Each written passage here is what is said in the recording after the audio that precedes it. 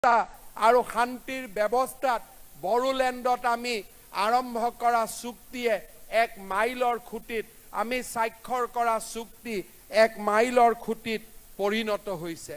তিৰংগ পতাকাৰ তলত থিয় হৈ আমি বড়ো চুক্তিত ঘোষণা কৰা বা বড়ো চুক্তিত স্বাক্ষৰিত কৰা আৰু এক প্ৰতিশ্ৰুতি আমি পালন কৰিব খুজিছোঁ।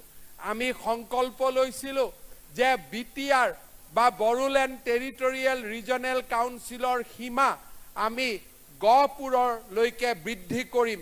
সমস্ত সীমা নহয়, নিৰ্দিষ্ট গাঁও য'ত বড়ো লোকসকল 100% বাস কৰে সেই গাঁওসমূহ আমি বিটিআৰৰ অন্তৰ্ভুক্ত কৰিম। সেই পদক্ষেপৰ অংশ হিচাপে ঢেকিয়াজুলি, চতিয়া, বিশ্বনাথ, বিহালী আৰু গহপুৰত 80%তকৈও বেছি বড়ো লোক বাস কৰা 43খন ৰাজহ গাঁও আৰু 17খন বনগাঁৱক আমি বিটিআৰৰ লগত সন্নিৱিষ্ট কৰাৰ সিদ্ধান্ত আমি আজিৰ এই পবিত্ৰ দিনতে আমি ঘোষণা কৰিছোঁ।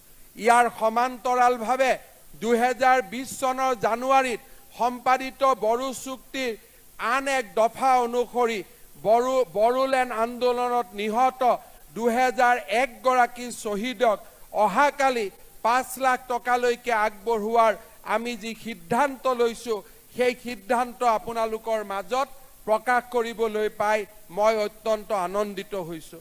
অহা সময়ত এই তালিকাৰ পৰিসৰ আৰু বৃদ্ধি পাব আৰু সেই তালিকাৰ বৃদ্ধি পোৱাৰ লগে লগে শ্বহীদসকলেও নিশ্চয় তেওঁলোকৰ অলপ হ'লেও তেওঁলোকৰ প্ৰতি আমি শ্ৰদ্ধা আগবঢ়োৱা হ'ব।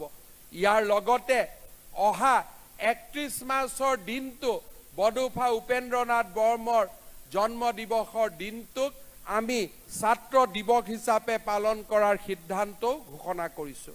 শ্ৰদ্ধাৰ ৰাইজ, আজিৰ দিনটোত গণৰাজ্য দিৱসৰ লগত সংগতি